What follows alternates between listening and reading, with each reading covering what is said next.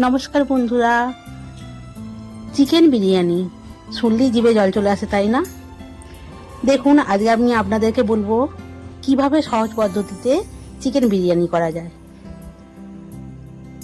তো বন্ধুরা, চিকেন বিরিয়ানি করতে পেঁয়াজ তো চাই, তাই প্রথমে পেঁয়াজ কুচিয়ে নিলাম, আদা ছাড়িয়ে নিলাম, এবার আলুগুলোও ছাড়িয়ে নিলাম, একটু বড় বড় পিস করে আলু কেটে নিলাম। বিরিয়ানি সরঞ্জামগুলো দেখে নিন। তেল আছে, দুধ আছে, চাল আছে, দুধ গুঁড়ো, চিনি, ঘি, বিরিয়ানি মশলা, হলুদ গুঁড়ো, লঙ্কা গুঁড়ো, যা যা লাগে, মিট মশলা সব কিছু এনে রেখেছি, গোলাপ জল, কেওড়া জল ইত্যাদি। খুবই সহজ পদ্ধতিতে দেখাবো আমি, দেখে নিন সরঞ্জামগুলো। কিছু টমেটো কুচি করে নিলাম, পুদিনা পাতা নিয়ে নিলাম, রসুন, আদা এগুলো পেস্ট করে নেব অতি অবশ্যই, ধনে পাতা, ক্যাপসিকাম। চালগুলো আধ ঘন্টা মতো ভিজিয়ে রাখলাম, আধ ঘন্টা বা 1 ঘন্টাও ভিজিয়ে রাখতে পারেন। নুন ধরিয়ে দিলাম, কড়াইটা একটু গরম করে আলু ভাজার জন্য তেলটাকে গরম করে নিলাম।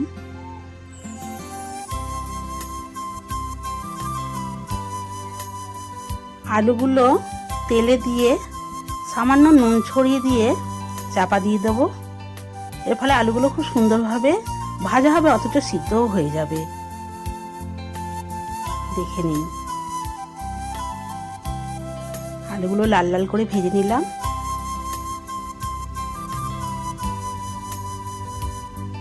এতে একটু আতর দিয়ে দিতে পারেন।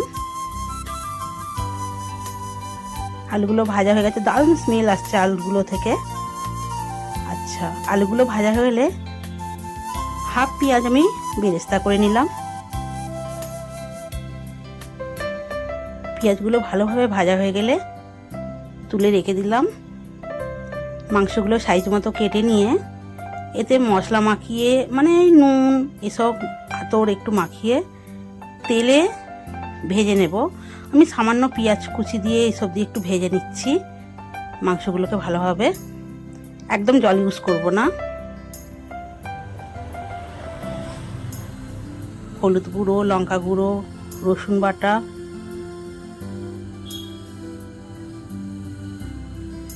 টমেটো কুচি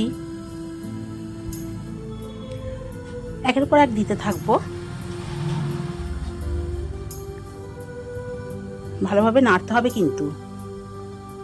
আদা বাটা দিয়ে দেবো,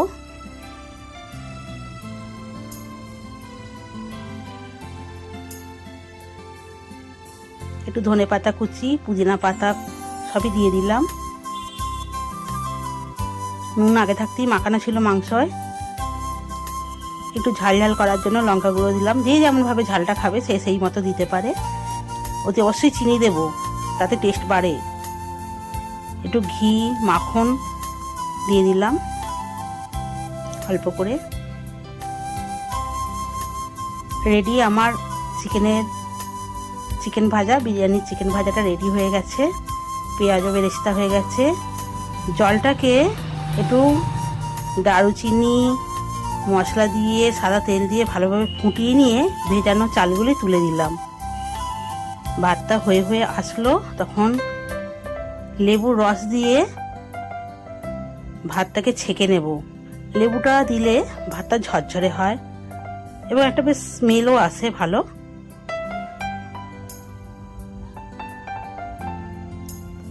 ভাত রেডি। এবার আমি হাঁড়িতে প্রথমেই একটু ঘি দিয়ে দিলাম, তাতে 2টি তেজপাতা, শুকনো লঙ্কাও দিয়ে দেবো।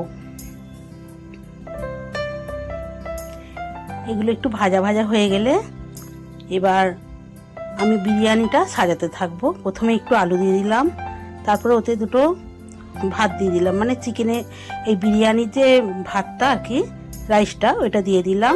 তার উপরে আবার আলু দিলাম। বেরেস্তা করা পেঁয়াজগুলো ওর ওপরে ছড়িয়ে দিলাম। এরপরে ভাজা মাংসগুলোর উপরে দিয়ে দিলাম। দেখুন খুবই সহজ পদ্ধতি, কিন্তু অনেকেই ভাবে বিরিয়ানি করা হয়তো খুবই শক্ত, কিন্তু মোটেও না। একটু গোলাপ জল আর ওই যে গোটা বিরিয়ানির মশলাটা ভেজে এনে গুঁড়িয়ে রেখেছিলাম ওর উপরে ছড়িয়ে দিলাম। সামান্য একটু, আমরা একটু ঘিটা ভালোবাসি বলেই সামান্য বারবার করে একটুখানি করে ঘি দিতে থাকলাম। ভাত সিদ্ধ করার সময় নুন দিয়েছিলাম, তবুও যদি কারো প্রয়োজন হয় একটু নুন ছড়িয়ে দিতে পারেন। আবার তার উপরে রাইস দিয়ে আবার পরপর এইভাবে পরপর সাজাতে থাকবো, ওই একইভাবে সাজাতে থাকবো।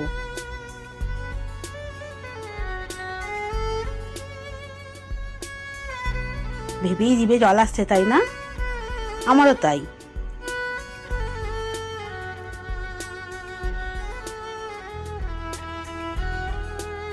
দারুণ ব্যাপার। বিরিয়ানি সাজানো প্রায় শেষের পর্বে চলেছে। লাস্টে রাইস দিয়ে দিলাম, আবার এর উপরে বেশ খানিকটা ঘি ছড়িয়ে দিলাম। গাওয়া ঘি দিলে খুব সুন্দর টেস্ট লাগে। আচ্ছা, দুধ গুঁড়ো গুলে নেব একটু। দুধ গুঁড়োতে খানিকটা জাফরান, একটু আতর, সামান্য নুন আর একটু চিনি দিয়ে ভালোভাবে গুলে নেব। গুলে নেওয়ার পর ওই দুধটিকে সাজানো বিরিয়ানির ওপরে ঢেলে দেব।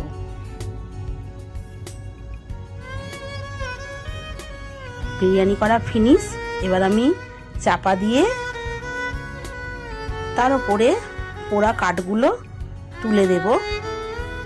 ফলে কি হয়, ওই যে নিচের ঢাকনার যে জলীয় বাষ্পটা জমে ওই আঁচেতে টেনে নেয়, যার জন্য প্যাচ প্যাচে হবে না, বিরিয়ানিটা সুন্দর লাগবে খেতে।